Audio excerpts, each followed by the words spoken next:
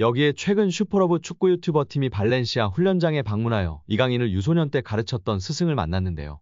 이강인을 12세, 17세, 18세 때 가르쳤던 앙글로 코치와 인터뷰한 내용이 화제가 되고 있습니다. 앙글로 코치는 이강인은 항상 우상향으로 발전을 했어요. 12세 때 이미 또래들과 다르다는 것을 제 눈에는 보였어요. 나이에 비해 기술이 좋고 상대방을 쉽게 제치는 선수였어요.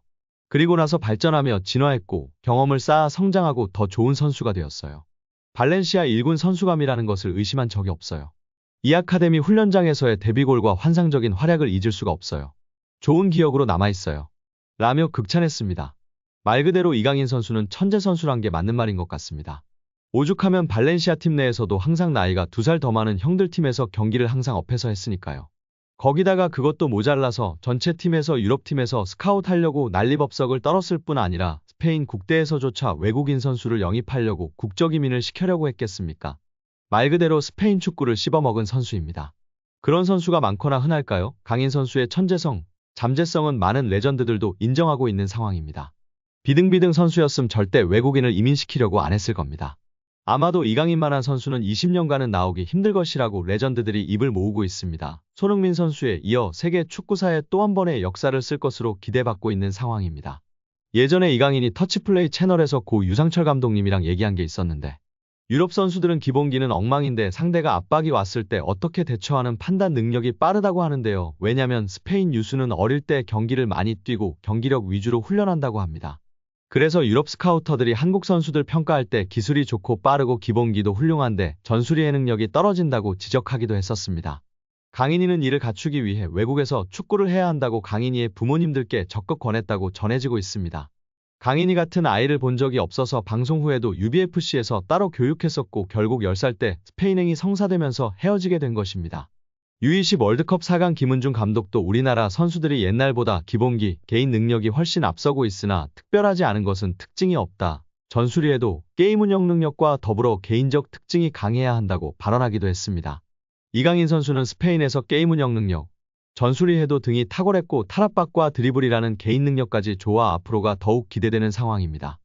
최근 프랑스 현지에서 PSG 팬들이 가장 좋아하는 선수가 된 이강인은 자신의 기술을 파리에서 보여주고 있다. 라는 보도가 화제가 되고 있는데요. 이강인의 어떤 점이 강점인지 등을 면밀히 분석하였습니다.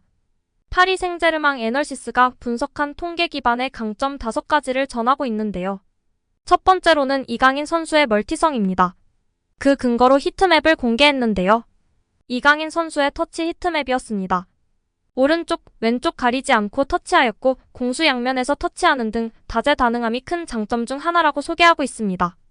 엘리케 감독도 이강인 선수의 장점에 대해 엄청난 재능인 것과 동시에 다재다능함을 장점으로 꼽았었습니다. 두 번째 장점으로는 역시 드리블을 꼽았습니다.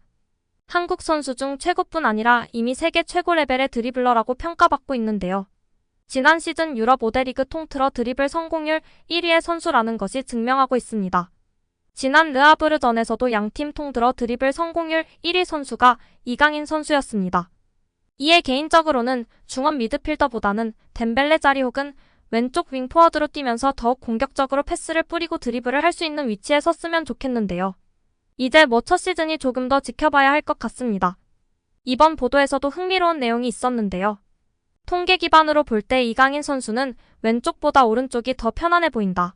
드리블 성공률도 왼쪽보다는 오른쪽에서 더 나은 성공률을 보였다고 보도했습니다. 제시한 사진에 의하면 빨간색이 실패이고 초록색 점이 성공인데요. 오른쪽에 초록색 점이 많은 것을 알 수 있습니다. 세 번째 장점은 패스였습니다. 역시 이강인 선수의 장점 중 하나로 패스를 빼놓을 수가 없는데요.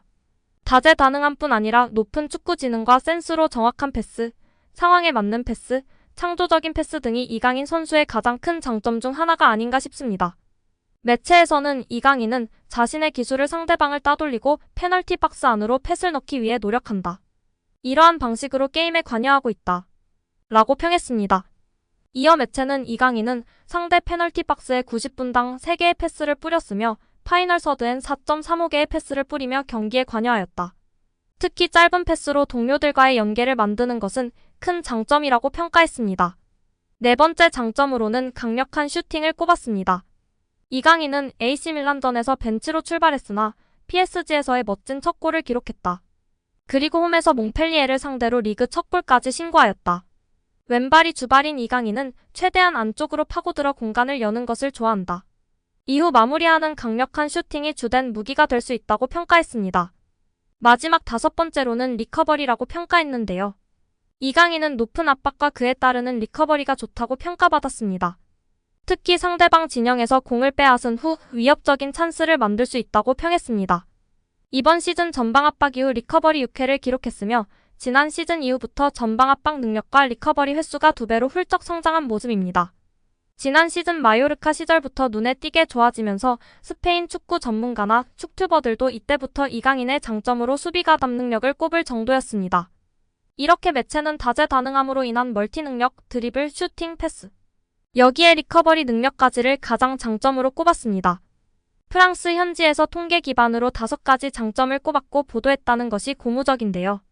앞으로도 PSG의 핵심 자원이 될 수밖에 없을 것 같습니다. 매체가 다루지 않은 장점으로는 어떤 게 있을까요?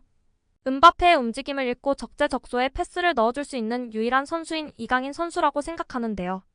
그만큼 축구 센스와 천재성, 축구 지능을 꼽고 싶습니다. 또한 많이들 이야기하시는 탈압박, 볼간수를 빼놓을 수 없을 것 같은데요. 우리 구독자 여러분들의 생각은 어떠신가요? 또한 가장 큰 장점은 무엇일까요? 국회 문화체육관광위원회 강희정 국회의원이 국제축구연맹 피파에 최근 진행 중인 대한축구협회 국정감사에 대해 문의한 결과 피파도 한국 정부가 한국 축구의 좋은 거버넌스를 위해 감사하는 것인지 축구협회 회장 선출 조항이 민주적인지 검토 중이라는 답을 얻었다고 밝혔습니다. 강유정 의원실은 보도자료를 통해 피파의 답변은 대한축구협회가 그동안 누누이 강조했던 정치 개입 금지와는 조금 결이 다른 반응이라고 설명했습니다.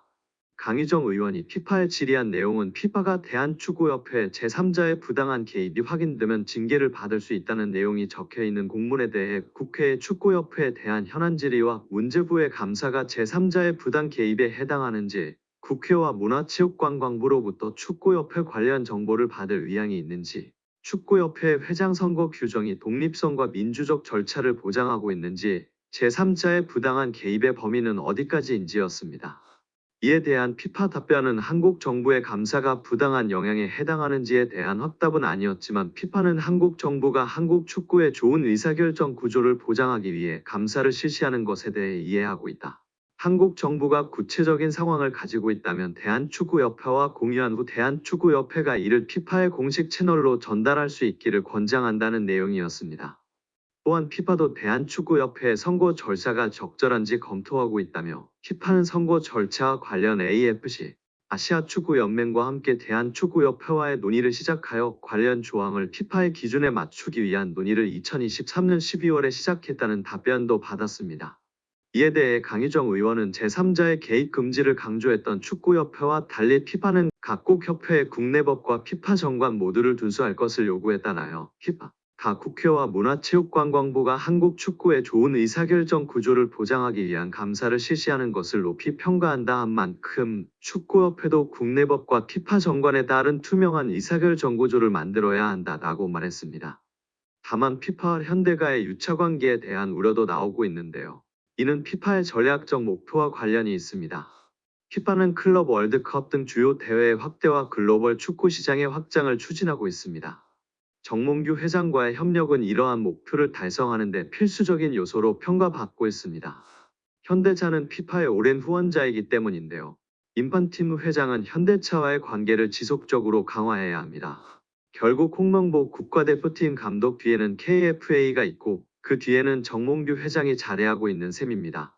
피파와 현대차의 파트너십은 1999년으로 거슬러 올라갑니다.